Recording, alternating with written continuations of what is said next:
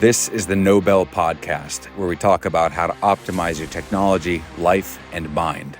We're joined by special operations veterans, entrepreneurs, investors, and others who have overcome difficulty to make it to the top of their craft by staying in the fight. All right, welcome to the Nobel Podcast, hosted by myself, Sam Alaimo, and Rob Huberty. And we are joined today by Lieutenant Colonel Dave Grossman. Sir, welcome to the Nobel Podcast. Thanks, Sam. Thanks, Rob. And it's just Dave. And I'm honored to be on board. You guys are doing some amazing things that I maybe hope to be able to address during the day and during this time frame. It's good to see what you're doing. It's good to be part of it. Thank you. Appreciate it. Let's start from the beginning as we usually do. Where did you grow up? Well, my dad was a cop. Then he ended up moving to the nuke security program. Still thought of himself as just an old cop. And we moved like every 18 months. We had North Dakota, South Dakota, Montana, Wyoming, Nebraska. Everywhere they had those nukes. Minuteman 1, Minuteman 2, Minuteman. That's where we lived. And then I was in the panhandle of Nebraska. It was 1974, January, February, March. I basically dropped out of high school. I had it completed. I got my degree, but I worked on a Wildcat oil rig in January, February, March in the panhandle of Nebraska. The single most dangerous thing I've ever done. 12-hour shifts, seven days a week, 12-hour shifts. Those guys couldn't spell OSHA, let alone comply. Two, it was just near-death incidents when things broke and things were coming at me and leap out of the way. Grew up in the martial arts. But that's my background. And then they found out I lied about my age and they really freaked out. And when I turned 18 and in the summer of 1974, I enlisted in the 82nd Airborne Division, infinitely safer than being on a Wildcat oil rig. And the rest is history. I've had 24 years in the military, made E5 sergeant, went to OCS, Army, just a basic knuckle dragger, infantry ranger type guy. And the Army sent me to grad school en route to teach at West Point and got my psych degree, and everything kind of flowed from that. My first book and then follow-on book. And, that's a short version of the story. It's been a great ride. I retired over 26 years ago. I've been on the road a couple hundred days a year. I'm the only person ever to be state certified in all 50 states to train law enforcement, I believe. Every federal agency, a couple hundred days a year on the road, and 68 years old. And my prayer, I can do it for another 20 years. And we'll talk about why we stay in the fight and why we want to stay in the game. Before we get there, I'm curious because the timing is interesting. That was right at the tail end or at the end of the Vietnam War. Did you, since you were a kid, your childhood was through the Vietnam War. You probably saw everything that was happening in America with regard to the war, the treatment of the soldiers. Why did you still want to go in? Yeah, it was a crazy time. We had what was called the Volar Army. And it was the first all-volunteer army. The draft was shut down. And the druggies ran the barracks. If you didn't want to do drugs, you had to fight. And I grew up in the martial arts. I didn't mind fighting, but it was a pain in the ass. And it was a crazy time. But that's all I ever wanted to do was serve. I remember first grade, didn't go to kindergarten. First grade, the teacher did an icebreaker. What do you get me when I grow up? So I'm going to be a soldier. And that's all I ever wanted to do. And then we're the Vietnam vets all around us. And we wanted to know what combat was going to be like. We're ready to punch out. This before the Ranger bats had been stood up. So it was 80 seconds, you got to punch out first, anywhere. And we had Vietnam vets all around us. And we wanted to know what combat was going to be like. And they wouldn't say. It was like this taboo topic. And what I figured out, if somebody asks you about your sex life, hey, how's the sex life? What position? How's it going on? But if Masters and Johnson of scholarly study ask you, you might tell them. So I went to grad school, fast forward, Captain Grossman, Ranger Infantry, headed to West Point. And I asked, and I got the answer. And it turned into my first book, On Killing. On Killing's 500,000 copies sold in English, translated into 8 languages. Google Scholar, scholar.google.com. Look up any published work, see how many times it's been cited by other work. That's how they measure scholarship. This book's been cited over 3,600 times in scholarly works, translated in multiple languages. And if you ask people, World War II vets by the hundreds, Vietnam, all those World War II vets are gone now. This is the 1980s. Vietnam vets by the hundreds, so many of them are gone now. And I would present to the reunions, conduct interviews and surveys, and they would tell me about what it was like. And I wrote my first book On Killing, and I thought, that's the heart of what's in combat. But then I retired, and like you said, it was crazy times. Reagan became president, and it pivoted on a dime. We had the urinalysis program, we had the expeditious discharge program. The single most amazing thing I've ever seen in my life is how the president come in and turn things around on a dime from the goofy stuff we were doing. It was insane, but it turned it around. And so I retired in December of 97, and I was training law enforcement. And when 9/11 happened, nobody had any combat experience except law enforcement. The cops are in the fight every day. And my presentation completely evolved. The war began. I thought, who the hell am I? Be training these Green Beret and these SEALs with all this combat. And I found out the more experience I had, the more the value what you got to give. And my son just retired, Air Force Combat Controller, 9 combat tours, 3 Bronze Stars. My son just retired. But this is the book I wrote. This is what's really at the heart of the matter. You peel away the layers of the onion on combat. Both these books, On Combat, On Killing, Marine Corps Commandant's Required Reading List. This is the book I wrote for my son going into the fight. And my grandson's in Kuwait right now, grandson in the Army right now, we're deployed to Kuwait. And this is the book that he read before he enlisted and drove on. I wanted to make a difference. I wanted to contribute. It's what I wanted to do. And we've really been able to do that. Now, here's the cool part. This book, translated a bunch of languages, was translated in Ukrainian last year. And in January of this year, 24, it received the Book of the Year award. In May and June, they brought me out to Ukraine. The Ukrainian government brought me out in May and June. I'm training Ukrainian troops across the nation. I've lived to Kiev, 2 or 3 presentations a day. If they bring too many people together, it becomes a target. We never had more than 50, maximum 100 people together, training them and working across there. But this is the book that they locked onto, and the information about combat, slow motion time, tunnel vision, auditory exclusion, memory gaps, memory distortions. These are the things at the core. And I wrote the book on hunting, just recently came out. And I just had this curiosity. Sex has been done to death. Anything I want to know about sex has been written about. But combat, like you don't hear the shots. How could we have had 500 years of gunpowder combat, not let people know that the shots get muted? Now, here's the cool part. Hunters all experience that. You ask a hunter, hey, you pull the trigger. Do your ears ring? Do you hear the shot? Oh, no. Have you ever talked to him about? No. And we're all in our little silo. Nobody's talking about these crazy things that are happening. How could we have had 500 years of gunpowder hunting and gunpowder combat? A lot of people know the simplest little stinking thing like auditory exclusion. So those were woven into my book on combat. And that's kind of the short story on the ride. But it all began by wanting to know what combat was like and enlisting and wanting to be in combat, wanting to do combat. And the truth is, my war's Cold War. Not much happened to me. But I've had the honor to interview more people who have been in combat than anybody in human history. All the interviews I did before I retired to write my book on killing, and then out on the road a couple hundred days a year. And every day somebody comes up and says, this is what it was like for me. This happened. That didn't happen. And the ones that are a little different have a lot to teach us.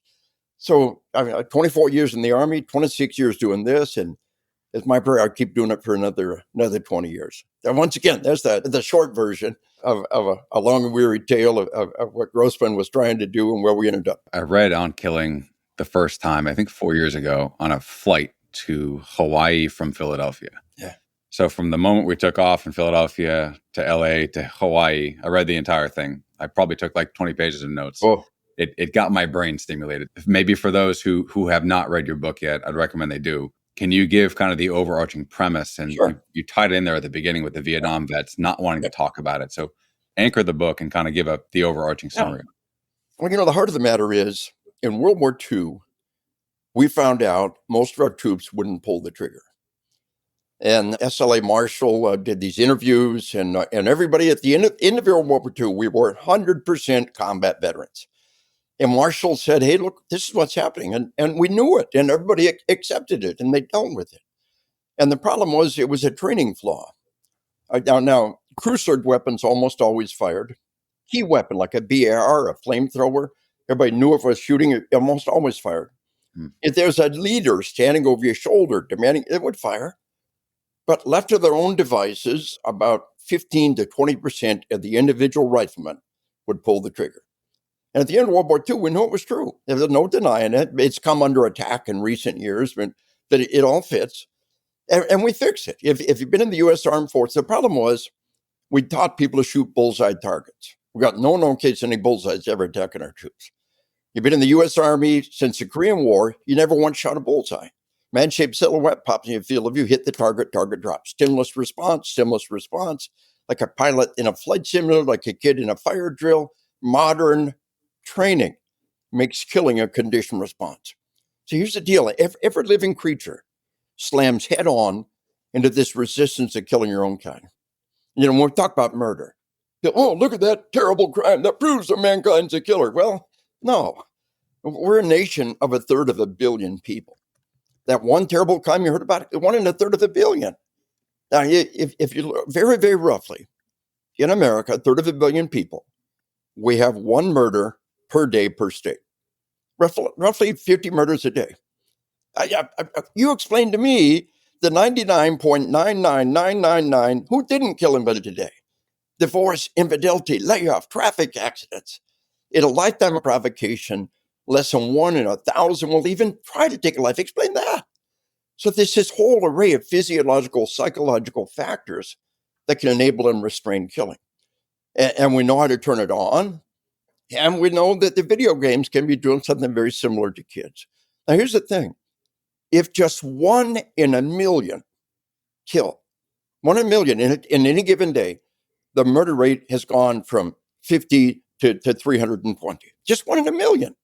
And these little factors that can move it over. And we've seen violence explode at levels never seen before. And that's why I'm such a big fan of programs like you guys and your Zero Eyes and your dynamic. Let me give an angle on this, the pivot on these crime data that I think is so important. First, when we talk about unkilling, we talked about how toxic it is. Every living creature has a resistance to killing their own kind. Animals with antlers and horns, they're head-to-head, most harmless fashion.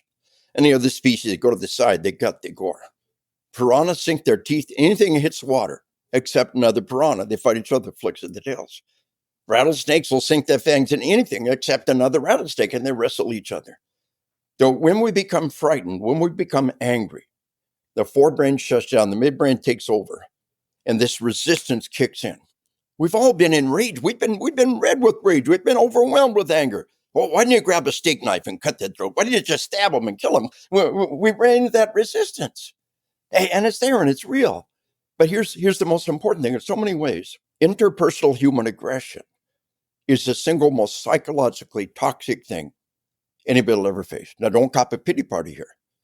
But the DSM, the Bible of psychiatrists, psychology, says whenever the cause of your trauma is human in nature, the degree of trauma is usually more severe and long-lasting. So I tell people, you tell me, is there a difference between these two scenarios? Scenario 1, tornado hits a house while you're gone, put your family in the hospital. How do you feel about that? Thank God they're alive. Scenario 2, criminals break in the house while you're gone and systematically beat your family in the hospital. How do you feel? Any different? There's all the difference in the world. One's a random act of nature. The other's an intentional malignant act by a human being. And so when we talk about violent crime exploding, we got to understand that this interpersonal human aggression is so toxic, so destructive to our civilization and to our way of life. And in recent years, it's completely come unglued. So that's kind of on killing on combat in a nutshell. But let me show you guys something. I really think this is important stuff for y'all. Now, medical technology is holding down the murder rate. Boom, you get it. Docs are saving ever more lives every day. Tourniquets alone have cut the murder rate in half in just the last decade. Look, if 20 to 30 people a day slap on a tourniquet, save a crime victim's life, we cut the murder rate in half. Now, I teach our nation's largest fire and EMS service several times a year for over a decade. I said, Dave, we guarantee you, in our city alone, 20 to 30 times a day, we slap on a tourniquet and save a crime victim in our city alone. So you got to understand, 911 systems, medevac, trauma. So between one good solid data point, UMass Harvard study, between the 1960s and the 1990s, medical technology cut the murder rate to a third or a quarter would otherwise be. That is, compare the murders in the 90s with the 60s. You got to take the murders in the 90s and multiply by a factor of 3 or 4. And the leaps and bounds of life-saving technology and dentists outraged. So imagine somebody said, your grandpa made 25 cents an hour. This job pays $25 an hour. You make 100 times more money than your grandpa. That's your BS meter going off. We all understand about inflation. We all understand you can't compare money. But we compared the murder rate. It's the same lie. And we're being lied to year after year. And I was at the big FBI center recently where they do this data, and they're kind of primed for recalculating this. But this is like borderline Nobel Prize type stuff. Not your Nobel, but the real Nobel thing. And borderline Nobel Prize to say, let's get an accurate assessment of what's really happening. I've been to the White House twice, once as part of the president's roundtable, another to brief the vice president. I told the vice president, just like we have inflation-adjusted dollars, we need medically adjusted murders. And when we do that, it will absolutely transform the way we see the situation. The vice president said, what about the aggravated assault rate? I said, sir, that's a good measure until you start holding people's feet to the fire, and then it changes. We make ag assault say, what do you want it to say? Where do you draw that magic line? It's like grade inflation in the school. Oh yeah, you want ag assault to go down? We'll bring it down. Poof. But dad is dad. Murder is good data. It's about the only good solid data we have. Everything else is a judgment call. Are you suggesting that something has changed in our society? Because it seems to say that, either gun rates have gone down, even though we see it in the news, although this life-saving equipment suggests that it's actually increased. Is that what you're suggesting? Let me give you some data here. It really is important. This is the number of murders in America. It's just raw data. Now, here's 2006. We had 17,000 murders. Here we are in 2008. We had 16,000. 2009, 15,000. 2010, 14,000. 14,000. But then in 2015, 2016, it exploded. Now, we've seen jumps like that in the past. But when you allow for medical technology, we've never seen anything remotely like this. Now, the FBI guys, 15, 16, what was happening? They call it the Ferguson effect. That crazy message that the criminals are the good guys and the cops are the bad guys.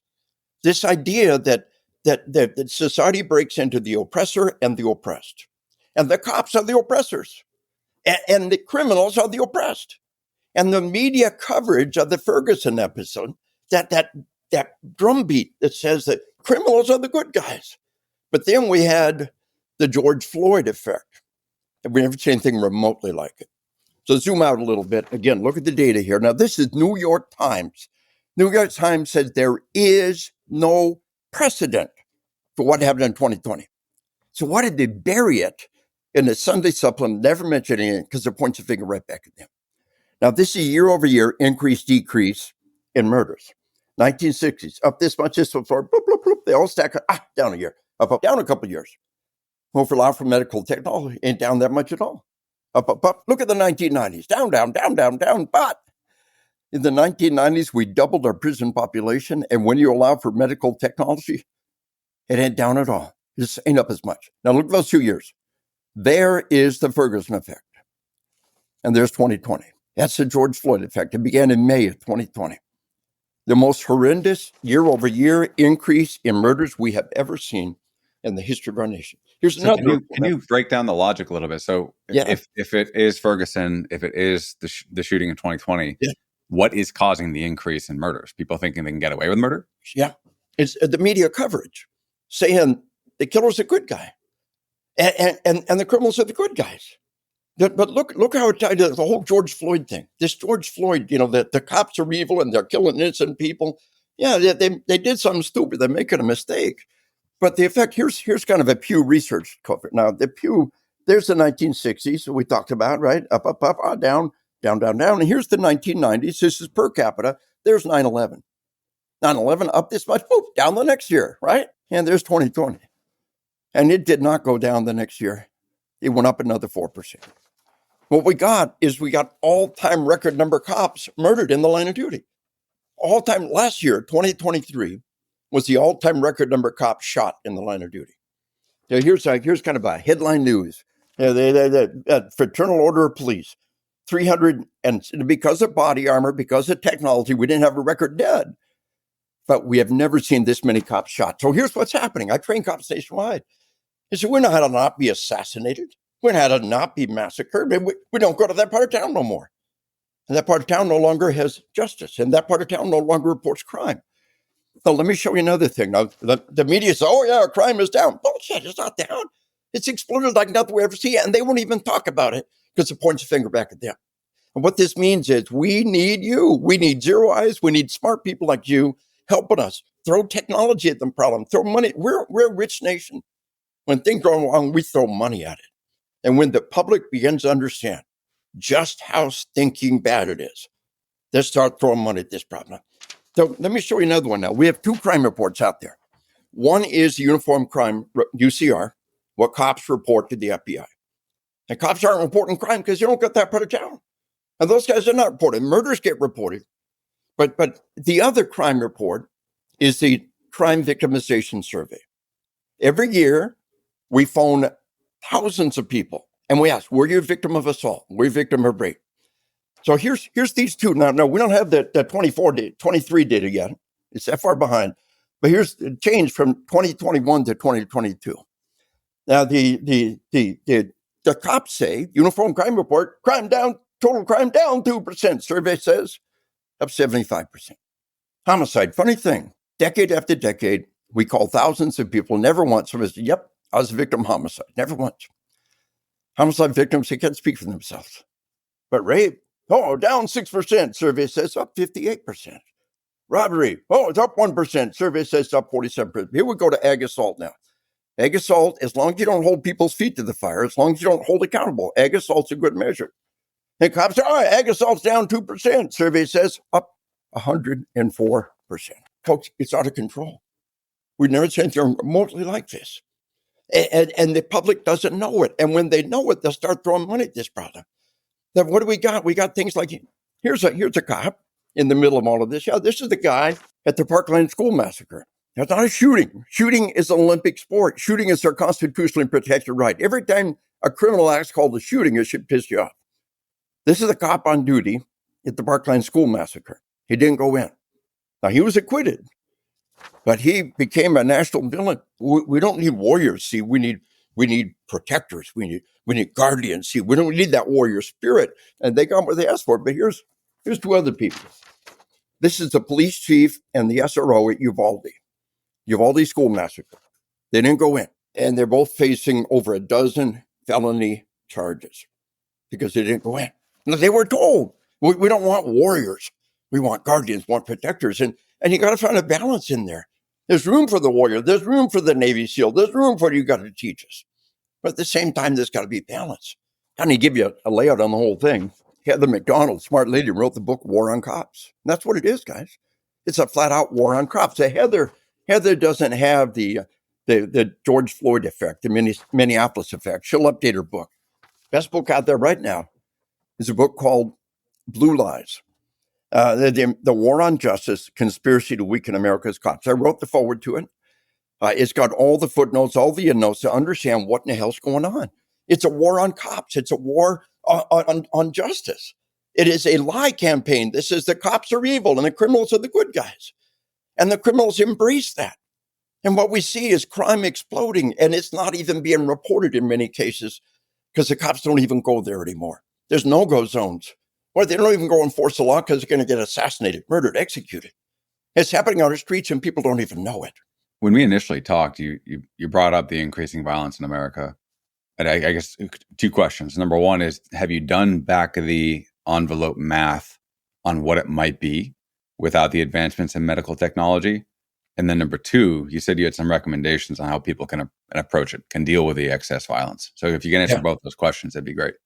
The thing to understand is it's multifactorial, and it's worldwide. During my presentations, I show the data around the planet. It's not just America. Now, the Minneapolis effect, the George Floyd effect, was America and Canada. We didn't see that much in Europe. It was America and Canada. Every bump in violent crime in America has, the Canadians do the same thing. I've been doing this for tracking crime data for over 30 years. Canada, God bless them, is just trapped in the same thing us. And it's worldwide. Mexico's out of control. Violence has exploded. Mexico has a higher murder rate than Iraq and Afghanistan put together. I would rather take my family on vacation to Iraq than Mexico. And this is new. Oh, it's all psychotropic drugs. Well, is that what's happening in Mexico? Is that what's happening?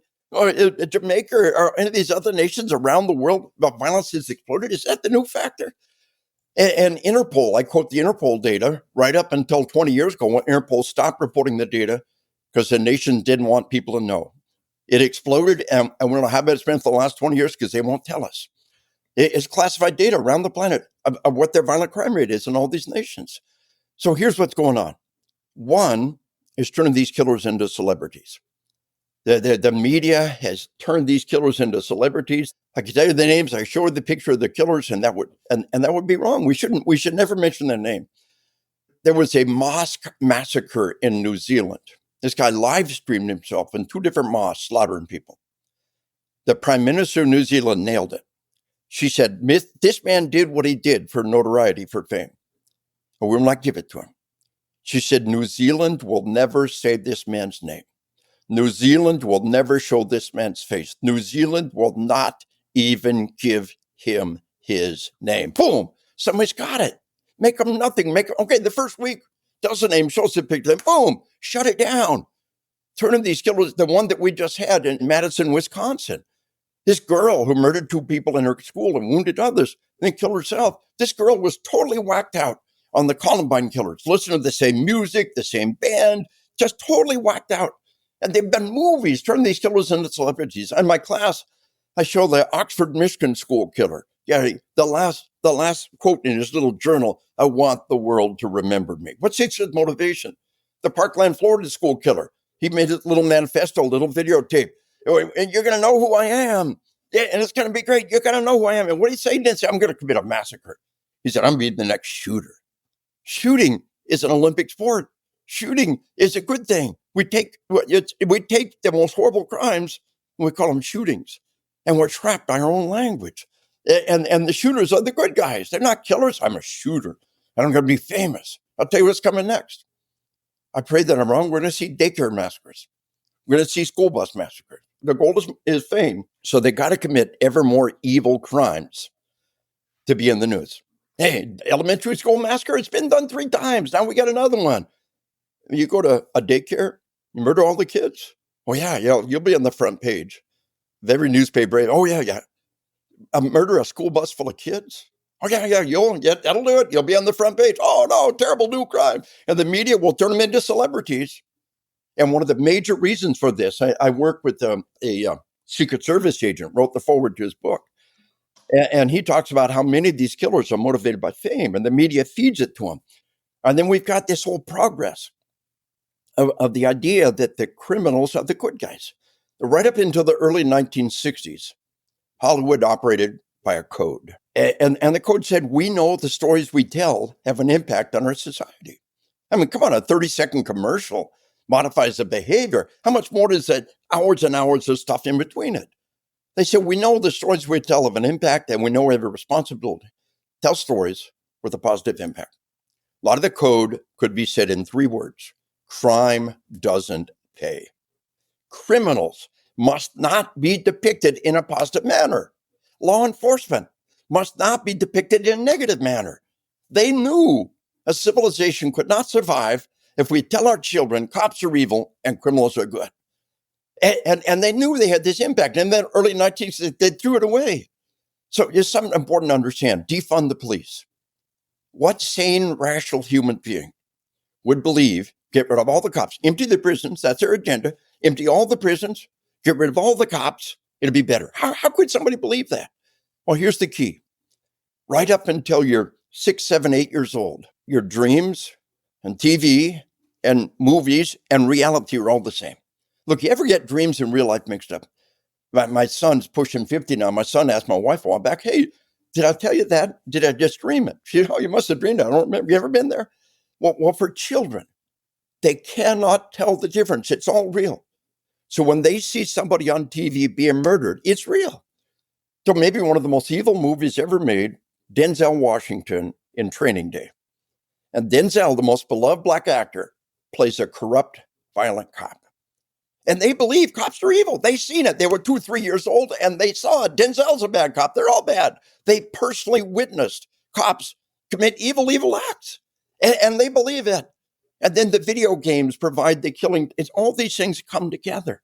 The movies that provide this soundtrack that says the killer's the good guy, the criminals, and the cops are the bad guys. Record number of cops shot in the line of duty. Where the hell did that come from? This narrative, this Marxist narrative. The world divides into the oppressor and the oppressed. And the oppressor is always evil. Look at October 7th in Israel. The Palestine were oppressed. They do whatever they want. They can rape, they murder, they kill. They're the good guys. They're the oppressed. The Israelis are the oppressors. And they deserve what they got. And so when cops are murdered out there, they had that coming. They deserve it. And we fed these movies at a young age with this crazy, and again, think like a detective, think like a scientist. What is the new factor? And see, what they do is they point at the guns. Oh, it's the guns, it's the evil guns. So I throw a picture of an M1 carbine up there. 7 million of these manufactured in World War II. At the end of World War II, they flooded the market. Right up until 1968, any kid at any age could order M1 carbine, high-capacity semi-automatic military weapon, and the U.S. mail would deliver it to the house.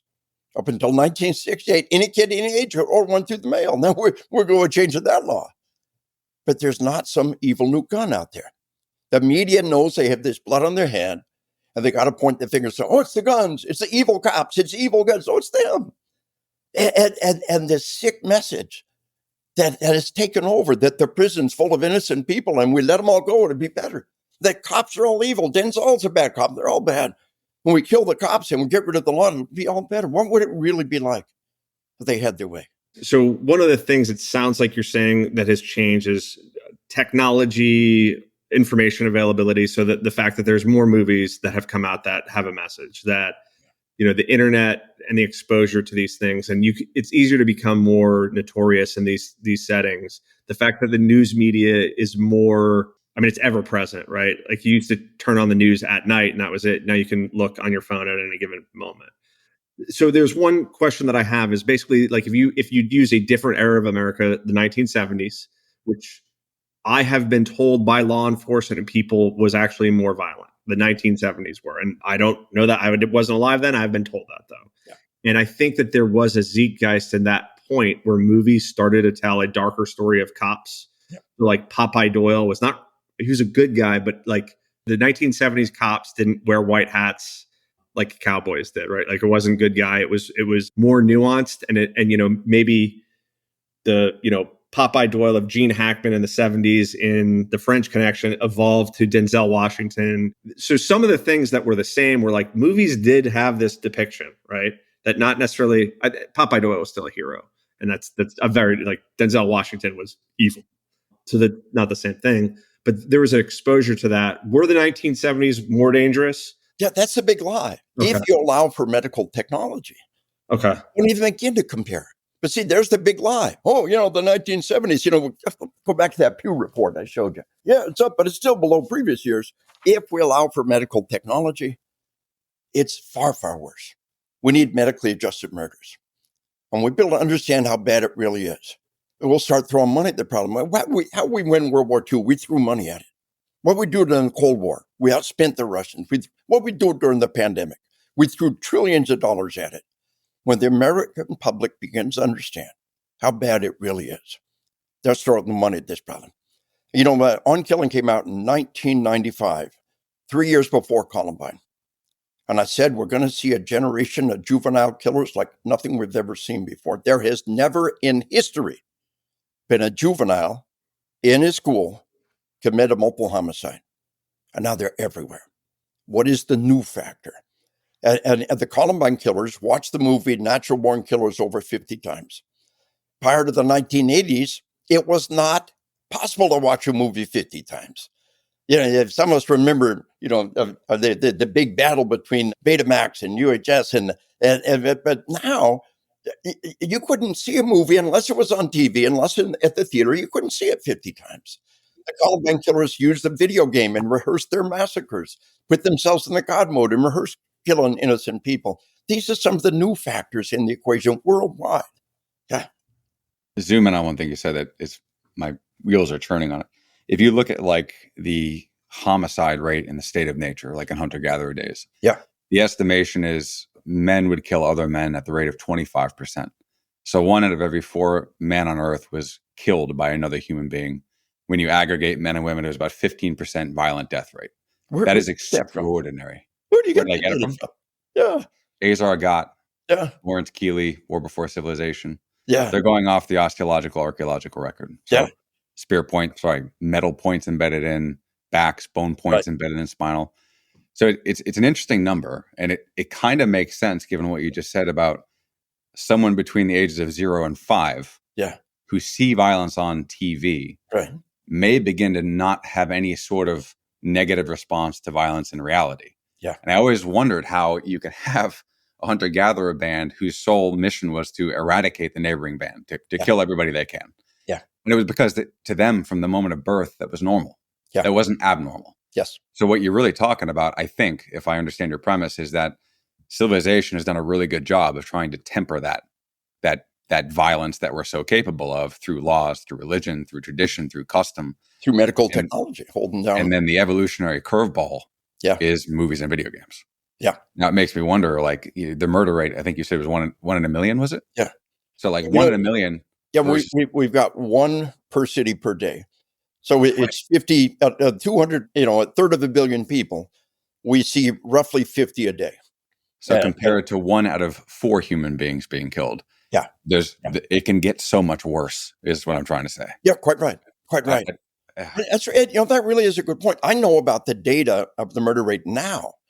All of that other stuff. I've written archaeological papers, co-authored with archaeologists. And I talk about it on Killing, that the actual battle was a big shoving match. When one side started to run away, that's when all the killing happened. And it was the chariots and the cavalry, cav before stirrups. They were very limited in their ability to protect energy. And the early chariots didn't have a horse collar. So they actually choked the horse, and it's only good for like 300, 400, 500 yards before the horse couldn't go any further. But they had this mobility advantage. And when the one side ran away, now you throw your shield away and run, you can't catch him. He's running as fast as you are, if not more so. But the cavalry and the chariots, and from behind, it's so easy to kill somebody from behind when you don't have to look in their eyes. All that's in On Killing. And yet throughout history, we've seen violence. We saw it was a tragic event, archaeological event, in which a bunch of people had been buried. They were primarily women and children, and they'd all been killed the same way, with a blow to the back of the head, every single one of them. And you see, once again, you put them down, you hit them in the back of the head, you don't have to look in their eyes. Atrocity and combat are 2 different things. And I covered that in On Killing as well. Atrocity, the Nazis, they didn't have to look everyone in the eye and kill them. The one person, they stripped them, and now you don't have clothes on. Who don't wear clothes? Animals don't wear clothes. And then another person puts them in the gas chamber, another one goes and takes the bodies out, and there's this diffusion of responsibility that goes on there. But they've got to do that kind of thing. Atrocity and killing somebody face on face in combat, 2 different things. And this tragic image of all these people, and somebody came and buried them and buried families together. It just, the tragedy of the war tribe coming back to their home, finding all the women and children dead. So, good point. We look at, but to say that it's always been like that from a few perspectives, and we look at them, the wounds, as you said, but a lot of that's, I've been involved with some of those papers, and a little more complex than that. But you're right. We have been able to bring it down, and now it's back up again. And that's a really valid point. I feel like you teach every kind of police seminar. I'm across the country, and I was never police, but I interact with them, and everybody knows you and probably has been to your seminars, or a lot, right? And is aware of your kind of message. And You said so many different things that lead into it, one of which, if we decide to spend money, if you decide to address the problem, if you, vilify one and, if not make a hero, but like make those things more gray about who the good guy and the bad guy is, that's bad. A lot of this stuff is difficult to control as a society when, maybe one side wants one way and another side wants another way. What are tangible things that you think that we could do right now? So our entire idea is our company's trying to do one small thing and we're trying to take a step forward and we're trying to be apolitical about it. Right. We have another piece of the whole equation that nobody can deny. I'm presenting a paper on this to a conference recently. And one of the effects of the video games and the movies and social media and cell phones is sleep deprivation. Now, there's nothing macho or tough about going without sleep. Any 10-year-old girl in a slumber party can do it. The professional thing is to manage your sleep. And I love the no bell concept. The guy that doesn't ring the bell, the guy that got through. I do a piece on Ranger School prep, and I like Quora. I do a fair amount of work on Quora, and I kind of bounce ideas out there, get it, we're able to get it crowdsourced, and I'm working now on a kind of tying it all together on a preparation. There's a guy, who talked about failing out of buds. Going to be a Navy SEAL, and he dropped out. He said, I rang the bell. He said, I was physically prepared. I was not mentally prepared for the suck. I was in great shape, but nobody ever taught me to suck and to drive on. And so how do you do that? How do you teach that? And the answer is fasting. Fasting. Now, in Ranger School, you go days without sleep and days without food. And my Ranger School was in 3 components. It extended Fort Benning stage. We had a mountain stage and a jungle phase, and divided into thirds. At the end of that Benning phase, I had the highest peer eval of anybody, everybody in the platoon peered me number 1. We had all kinds of spot reports, just kicking ass. And see, I've been prepared for sleep deprivation. I'd work 12 hours a day, 7 days a week for months on end. But I was not prepared for food deprivation. When I got up to the mountains, I just became another zombie. I was sucking. I hit the wall. I was prepared for sleep deprivation, but nobody had ever prepared me for no calories coming in the machine. And the software goes up before the hardware does. You can go a long time without food and still metabolize energy, but the software goes out. And so the prep program revolves around extended periods of physical exertion combined with sleep deprivation and food deprivation. And you pre-stress inoculate yourself.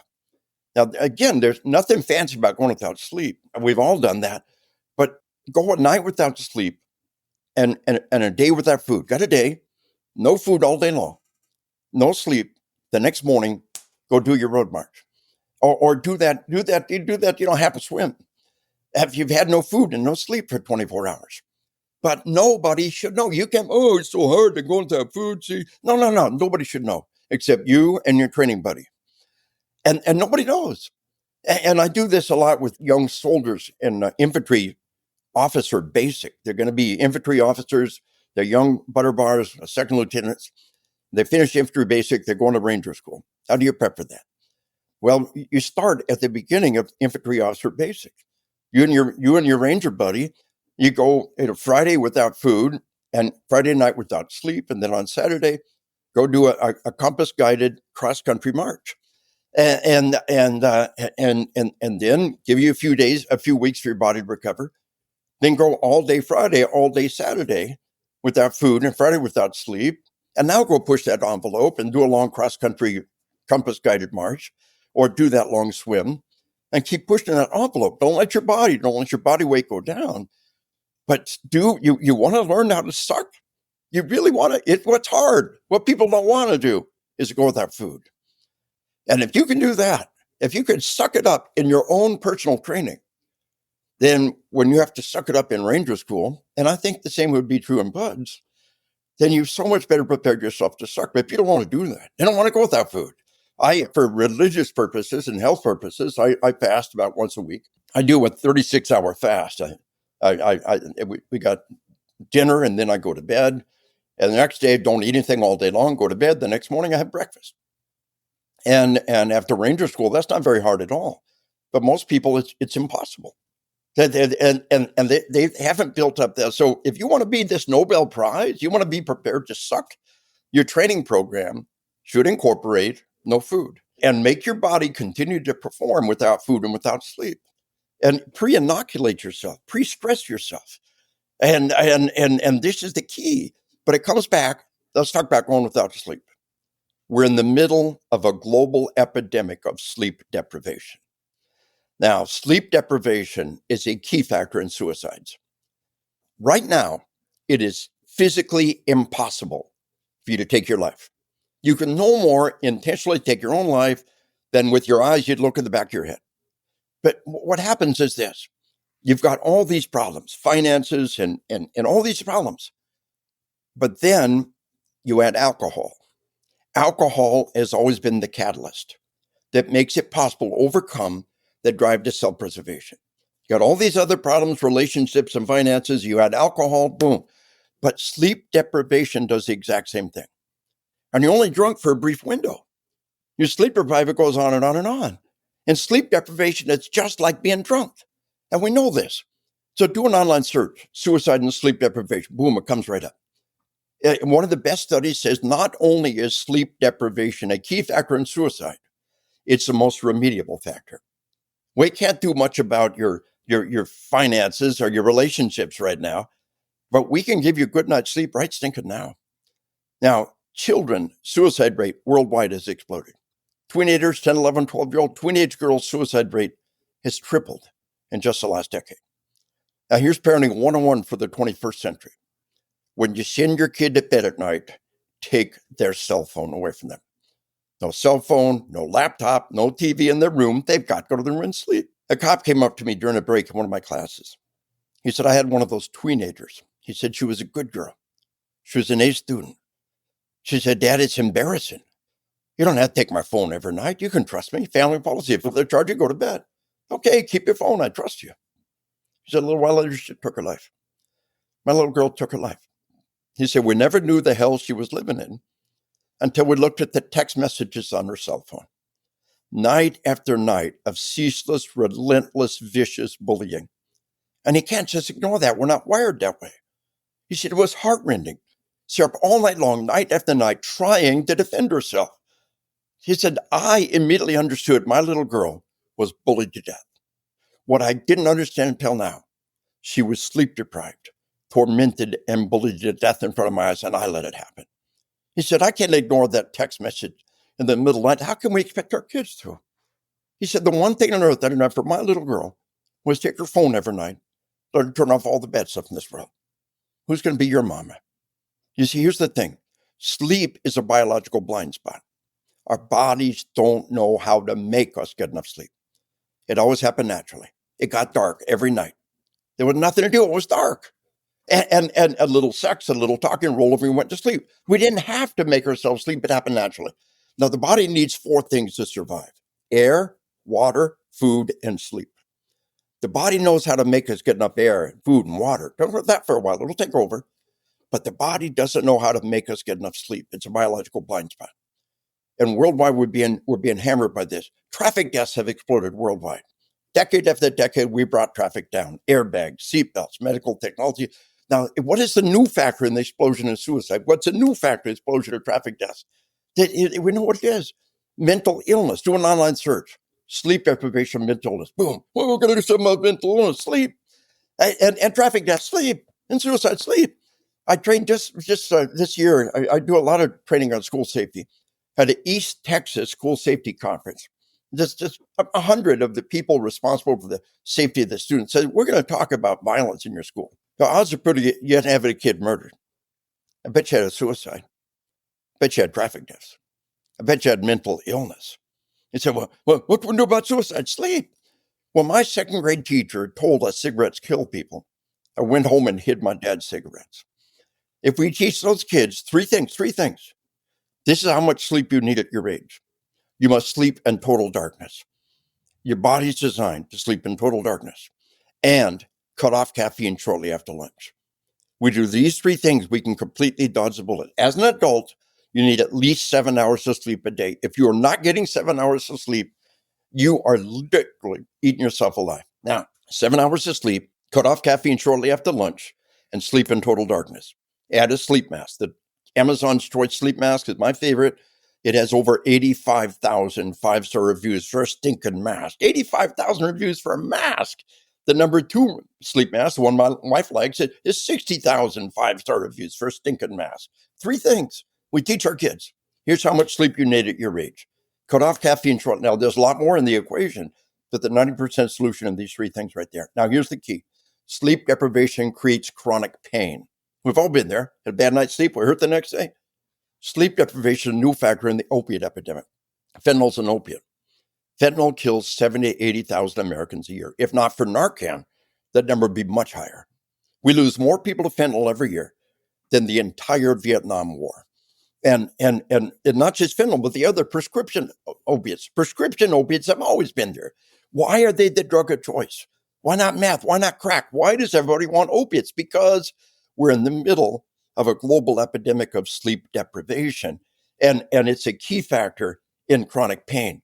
And doc, I heard all the time, give me a pill to fix. You don't need a pill, you need more sleep. I got to knock off the damn caffeine after lunch and stop you getting deep cycle sleep. And so you want to do something about opiate overdoses? Sleep. You want suicide? Sleep. Traffic death? Sleep. Mental illness? Sleep. This is the one area we'll walk out that door and save the lives of kids in any school across America right now.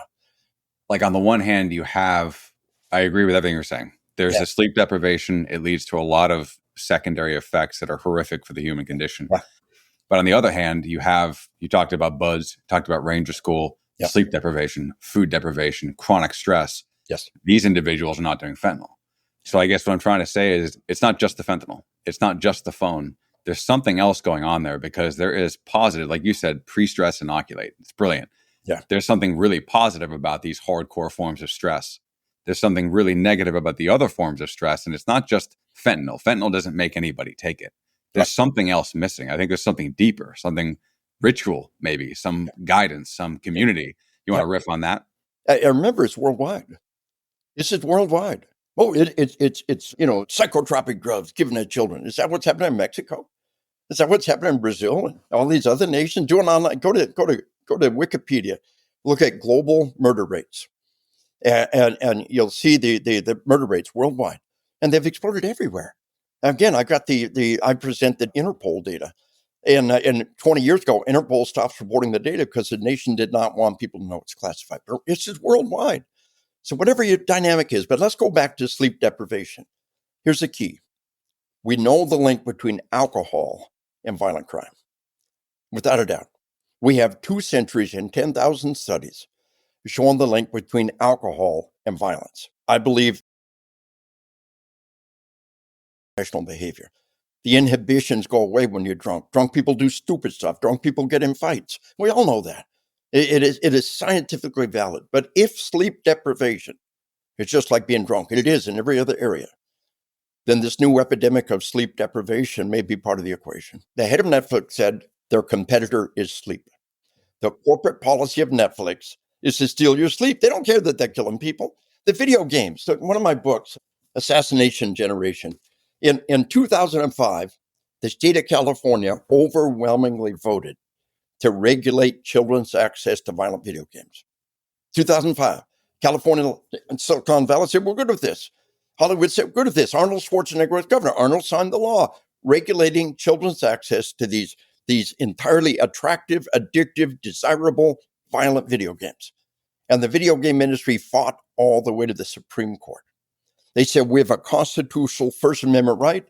So any game to indicate at any age, you cannot stop us. And it's all in the book. They conned 7 old men, 7 Supreme Court justices, never played Pong in their life, overturned the California law. Now, where you cross the line into evil is when you fight to sell your stuff to children. And you don't get the information out there. And a Netflix goal is to steal your sleep. And the video games are ever more desirable, immersive, and attractive. And that's fine with adults. But when you fight to the Supreme Court to sell this stuff to children, time out. So this new factor worldwide is the desirable movies, the social media that are ever more addictive. The algorithm rewires it to make it ever more addictive and immersive. These incredibly immersive and attractive and desirable video games. And the video games are designed, puts in a flow state. We have ever played the game, suddenly it's 4:00 in the morning. Got no idea where the last 8 hours went. It's time to get dressed and go to work. They do that on purpose. It's called a flow state. And they try to create those games where you lose track of time and you become totally immersed in the game. And so this entire industry is invested in this process of stealing our sleep and stealing our children's sleep. An interesting thing with all that, I grew up with video games. I know what you're talking about. And I personally don't feel that they caused me any of those things. But again, that's anecdotal evidence. It's my experience, right? I track my sleep every night, and it tells you basically, are you going to have a good day or a bad day? That's it. That's all. I mean, it's like, are you red or green today? And on days that you're red, what you find out is that if you had one drink of alcohol, just one, it massively changes your sleep. Massively. One, you're seeing that with just one drink? One. That's good data. That's good to know. It's awesome data. And when you look at it as a group, I have a lot of friends who wear them, and we compare our stats together. And it causes everybody to sleep probably 15 minutes more a day. It's not massive, but it matters. And I think a depressive state kind of goes away with more sleep. That's spot on. Yeah. But all of that being said, I think I have what I would call good sleep hygiene. I also have kids too. So I have young kids. My oldest daughter's 10 years old. So some of this stuff we don't allow screens in their rooms and stuff like that. How I chose my bed, how I did this. I spent a lot of time and effort on that. And the truth is I did it because I was super depressed. Oh, it's so good. And a lot of it, I've always exercised. So that's one thing that, I've kind of consistently done. Even when I feel bad, I usually still kind of exercise. All of that being said, I'm doing this because I'm pursuing it because I realize that there are holes in my own life, right? How do you educate people to do this, though? This is by a choice, and there was a hole in my life, and I was like, I need to fix myself. Yeah. How do we educate people to put this stuff away? Put the screens down. As a parent, I can make my kids, but they could hide that from me as they get older. This is a fear that I have. Right now, I can control it. I have 3 kids in one room, 1 kid in another room. I have 4 kids. I can control their, media consumption. Right.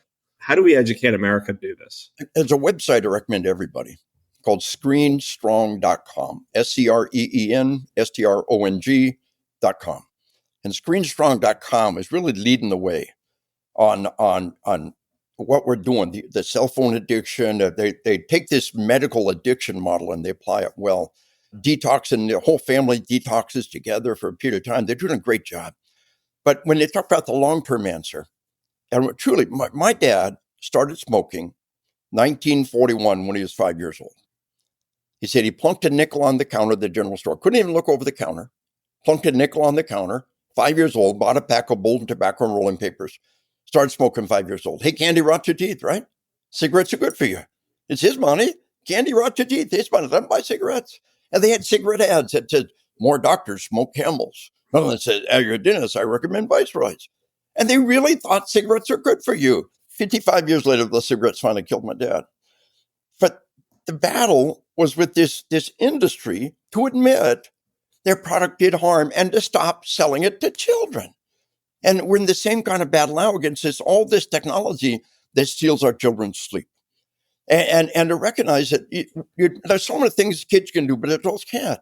Alcohol, tobacco, sex, pornography, automobiles. There's so many things, guns, so many things adults can do, but kids can't. And there's industries out there trying to market their product to children. That's where we draw the line. And so it begins like my 2nd grade teacher telling me cigarettes kill people. Went home and hit my dad's cigarettes. When our elementary teacher tells us a generation will grow up, and we didn't ban tobacco. We're going to ban this stuff. All we're saying is don't sell it to children and admit that it can do harm, just like tobacco. So we got a model there that we can already build on. Maybe switch subjects here a little bit. I'm very curious about your new book on hunting. Sure. You mentioned briefly about it kind of the hunter-hunted model has kind of an impact on the human condition. Let's just dive into that however you want to. It sounds fascinating. This is a lot of fun. On hunting, we pulled together a lot of data. We talk about the ecology of hunting. In Africa, Kenya has completely banned all trophy hunting. And they're being slaughtered. There's no money to protect them. Meanwhile, other places like Namibia has drawn a circle around every village, said everything in this circle belongs to you. And so that crazy American who will pay $100,000 to shoot that lion who's at the end of the life cycle anyway. The death by old age in nature is a horrible, terrible death. And at the end of the life cycle, this American is going to pay $100,000 to give a quick ethical death to this lion, and all that money goes to the village. And they're thriving, and the economy is thriving. And the only people who are giving them money, and the only product they have to sell is the game. And we catch them at the end of their life cycle, and we desire to do that, and we're harvesting our own food and the wellness of that. But there's one critical component here. We have always been in the middle of the food chain. Now, we have the gripping fangs of a predator. We have the forward-planted eyes of a predator. We also have the chiseled teeth of a rabbit and the grinding molars of a grass eater. And throughout the history of our species, we've been in the middle of the food chain. The British government in India, between the year 1900 and 1910, in one decade, 1900 1910, over 100,000 people in India were killed by tigers. We've got the crap yourself and run like hell rabbit genes built into us. We've also got the hunter dynamic of lock-on laser, we can go one way or the other. It's no fun to be prey. It's no fun. We want to be the hunter, not the hunted. But what's happened, a lot of our society have opted to be the hunted. When I talk about the wolf, the sheep, and the sheepdog, it's just a metaphor, but I got the U.S. government trademark for the term sheepdog as a protector. I coined it in my work. And this idea of being the sheepdog, to be the hunter and not the hunted. And this is one of the major battles we're facing across our whole civilization. And we got our sheepdog kids books. Got a sheepdog kids book, and then we got the follow-on book, Why Mommy Carries a Gun. Yeah. If anybody in the family, mom or dad, grandma, grandpa, anybody carry a gun, here's what we want the kids to know. Find a gun, stop, don't touch, 4 universal gun safety laws, famous sheepdogs throughout history, Second Amendment. It's all the safety things we want our kids to know. But this whole business of choosing to be the sheepdog. So what's happening? One of the steps you take is buying a gun. And we've seen concealed carry permits explode. And now, we've had all but 3 or 4 states with shall issue concealed carry. And now the Supreme Court has decided that shall issue concealed carry is the law of the land. In California, they're firing their sheriffs. They're just putting sheriffs out of office to get concealed carry permits over this one issue. And so this battle, are we the predator? Are we the prey? Are we the hunter? Are we the hunted? It doesn't matter whether you're out in the woods hunting. It's a mindset. Whether or not I am a victim or I am a sheepdog ready to stand up and protect what I love. And so this whole battle about hunting is really about who we are and what we are. It's no fun to be the prey. People are miserable. But they have got this prey mindset. And we can embrace the hunter and not the hunted. But so much of what's going on in society, we look through that lens and get a better picture of who they are and what they're really doing. This isn't exactly tangential, but it's interesting, so I'll bring it up. Yeah. You bring up sheepdog, wolf, and sheep. Just anecdotal, but like going into the SEAL teams, for example, a lot of those guys weren't strictly sheepdogs. Yeah. A lot of them were wolves taught how to behave. Yeah. Yeah. And I think, for a lot of them, that was an asset. And that enabled them to kind of walk right down that middle line. Yep. And be effective, and then be upright and strong when things got really, really bad, because they were built for that kind of situation. I mean, what do you think about that kind of dichotomy and turning wolves into something more noble? Yeah. And truly, when we talk about sociopathy, to be a sociopath, the DSM tells us you cannot diagnose children with sociopathy because all children are sociopaths. They have no empathy for others. We keep trying to teach them empathy. Every 5-year-old's a little sociopath there. We try to teach them empathy. What if somebody did that to you? How would you feel about that? We try to teach them empathy. But the thing of it is that there's this line between being a sheepdog and a sheep. And there's a line between the sheepdog and the wolf. And what we're really talking about is, you really have a lot of highly disciplined sociopaths out there. And they're functional. They're functional sociopaths. A professor was studying sociopathy, and he realized, hey, I'm a sociopath. He said, I never let my grandchildren win in a game. I'm vicious. I'm a sociopath. But he said, I can change. I can be a better person. I can let my grandkids win a game. I can be a little easier on the people around me. And the data's there that we make that decision. And the most important thing of all, the difference between the sheepdog and the wolf is discipline. I think maybe we'll go to the lightning round now. Shoot. You've got, your life has been jam-packed, full career. How many books have you authored? 16. You've got something figured out. So what are 1 to 3 things you do in the morning to prime yourself to crush the day? I try to begin every morning with a prayer. God, let me do a good job today. Just let me do a good job. Keep your hand up on me, guide me, and protect me. And then I try to eat a light breakfast, and I try to dive right into work. I've got an office in my home. I got 2 good people that work with me, my employees, to keep me out of trouble. I'm on the road constantly, and I try to lead by example. What about a workout program at 68? What do you do to stay? Yeah, my presentation is very much a workout. I'm always moving. I'll teach 8 hours, the G-Cops, 8 hours straight, and never stop moving.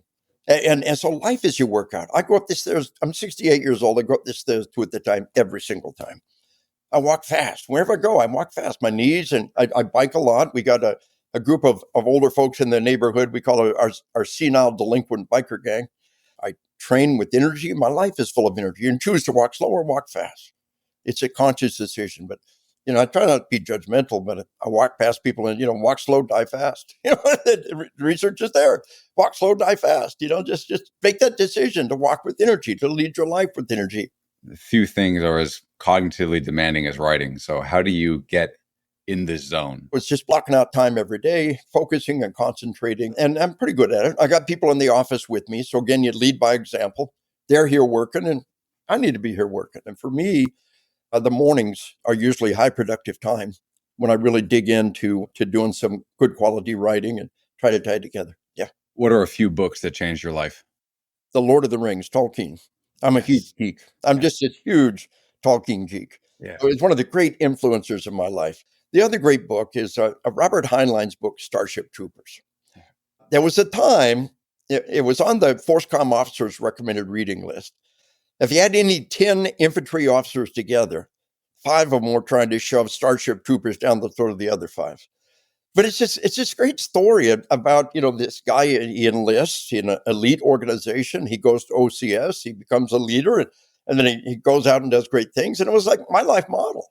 And so Starship Troopers and Lord of the Rings, those are the 2 most influential. And of course, I got to say the Bible. It really is powerful. The Word of God is alive and powerful. How can people follow you? My website is grossmanontruth.com.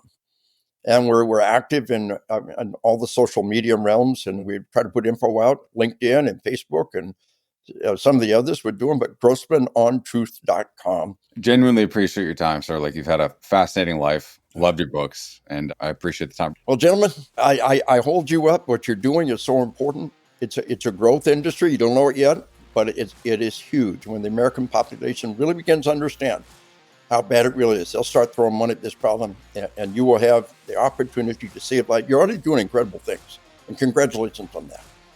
But it's been my honor to spend time with you and your wonderful audience, and God bless you. God bless America.